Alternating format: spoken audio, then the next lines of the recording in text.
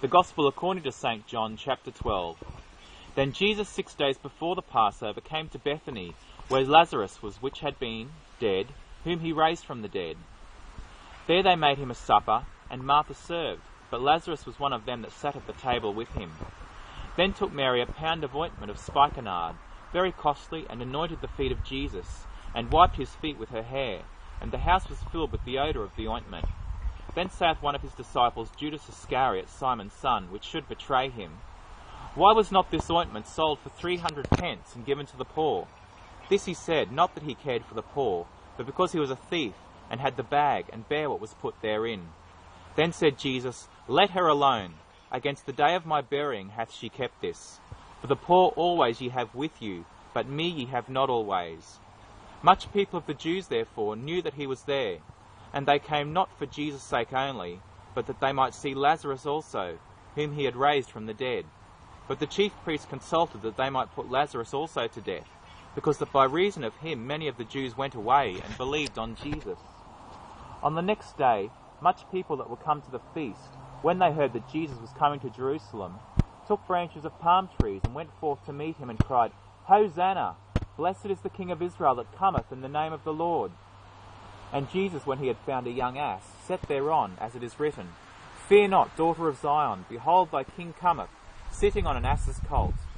These things understood not his disciples at the first, but when Jesus was glorified, then remembered they that these things were written of him, and that they had done these things unto him. The people therefore that were with him, when he called Lazarus out of his grave, and raised him from the dead, bear record. For this cause the people also met him, for that they heard that he had done this miracle. The Pharisees therefore said among themselves, Perceive ye how ye prevail nothing? Behold, the world is gone after him. And there were certain Greeks among them that came up to worship at the feast.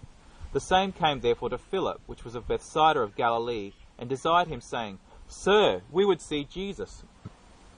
Philip cometh and telleth Andrew, and again Andrew and Philip tell Jesus. And Jesus answered them, saying, The hour is come that the Son of Man should be glorified. Verily, verily, I say unto you, except a corn of wheat fall into the ground and die, it abideth alone. But if it die, it bringeth forth much fruit. He that loveth his life shall lose it, and he that hateth his life in this world shall keep it unto life eternal. If any man serve me, let him follow me, and where I am, there shall also my servant be. If any man serve me, him will my Father honour. Now is my soul troubled, and what shall I say? Father, save me from this hour. But for this cause came I unto this hour. Father, glorify thy name. Then came there a voice from heaven, saying, I have both glorified it, and will glorify it again. The people therefore that stood by and heard it, said that it thundered. Others said, An angel spoke to him. Jesus answered and said, This voice came not because of me, but for your sakes. Now is the judgment of this world. Now shall the prince of this world be cast out. And I, if I be lifted up from the earth, will draw all men unto me. This he said, signifying what death he should die. The people answered him, We have heard out of the Lord that Christ abideth forever. And how sayest thou, The Son of Man must be lifted up? Who is this Son of Man? Then Jesus said unto them, Yet a little while is the light with you. Walk while ye have the light, lest darkness come upon you. For he that walketh in darkness knoweth not whither he goeth. While ye have light, believe in the light, that ye may be the children of light. These things spake Jesus, and departed, and did hide himself from them. But though he had done so many miracles before them, yet they believed not on him, that the saying of Isaiah the prophet might be fulfilled, which he spake, Lord, who hath believed our report? And to whom hath the arm of the Lord been revealed? Therefore they could not believe, because that Isaiah said again, He hath blinded their eyes and hardened their heart, that they should not see with their eyes, nor understand with their heart, and be converted, and I should heal them. These things said Isaiah, when he saw his glory, and spake of him.